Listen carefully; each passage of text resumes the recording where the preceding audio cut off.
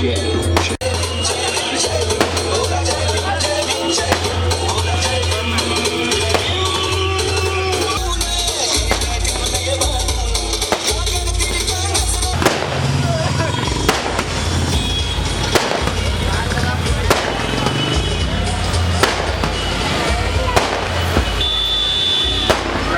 ठिकाणी मी माझं भाषण आता एक दीड मिनिटामध्ये या ठिकाणी संपवतो आणि म्हणून या ठिकाणी अनेक आंदोलनं आठवले साहेबांच्या नेतृत्वाखाली इथल्या व्यवस्थेच्या विरोधात केली। मगाशी सोनकांबळे ताईने डॉक्टर धेची धोरणं फार गोड वाटतात काय, पण 50 वर्षामध्ये बाबासाहेब जिवंत असल्यानंतर सुद्धा भारत बसणार नाही। अभिव्यक्ती स्वातंत्र्य ज्याला ज्याला आहे ते सर्वांना बाबासाहेबांनी दिलंय।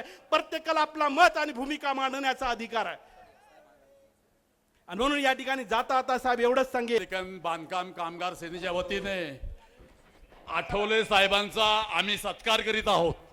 ओके, या ठिकाणी आठवले साहेबांचा देखील सत्कार या ठिकाणी होत आहे। चला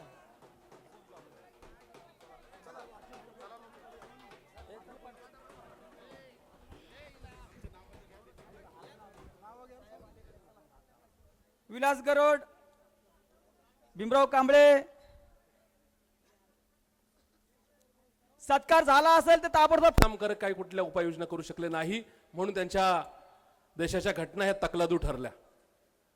पण मागच्या 67 वर्षापूर्वी आजच्या आपल्याला चळवळ उभी करावी लागते। ही गोष्ट जरी वस्तुस्थिती खरी असली तरी चांगल्या पद्धतीने आपण राज्यकर्ते म्हणून सत्ता येतात सत्ता जातात, पण तुम्ही केलेल्या नये याच्यासाठी आपण जातीने लक्ष घालावं। ते करत असताना माझ्यासारख्या कार्यकर्त्याच्या मनामध्ये आज या ठिकाणी स्वातंत्र्य पक्षाच्या ऐक्याबद्दल अलीकडे चर्चा सुरू आहे। तर माझी भूमिका अशी आहे की रिपब्लिकन पक्षाचा ऐक्य होणे काळाची गरज आहे। या 125व्या जन्मशताब्दीच्या वर्षामध्ये ऐक्य झालं तर फार सोन्यासारखं होणार आहे। सोनं महाग झालेलं गोष्ट खरी आहे, सोनं महाग झालेलं आहे तसं आमचं ऐक्य सुद्धा महाग झालेलं आहे। कधी होईल हे सांगता येत नाही आणि झालेलं ऐक्य कधी तुटेल हे सांगता येत नाही।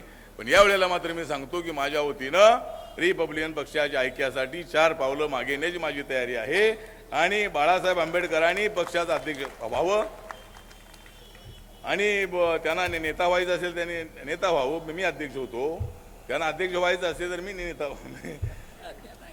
नाही म्हणजे 2 पदं महत्त्वाची आहे। त्यामुळं अध्यक्ष आणि नेता आता बाळासाहेबांना म्हणजे ठीक आहे, बाळासाहेबांच्याबद्दल मला आदर आहे, ते बाबासाहेबांचे नातू आहेत आणि रोहित विमुलाच्या प्रकरणामध्ये बाळासाहेबांनी चांगलं आंदोलन केलेलं आहे, माझ्या पक्षाने आंदोलन केलेलं आहे। माझ्या पक्षाने सुद्धा जरी आम्ही भाजपसोबत असलो तरी आम्ही काय त्या ठिकाणी मूग गुळून बसणारे आम्ही लोक नाही, आम्ही काय भाजपचे गुलाम अजिबात नाही।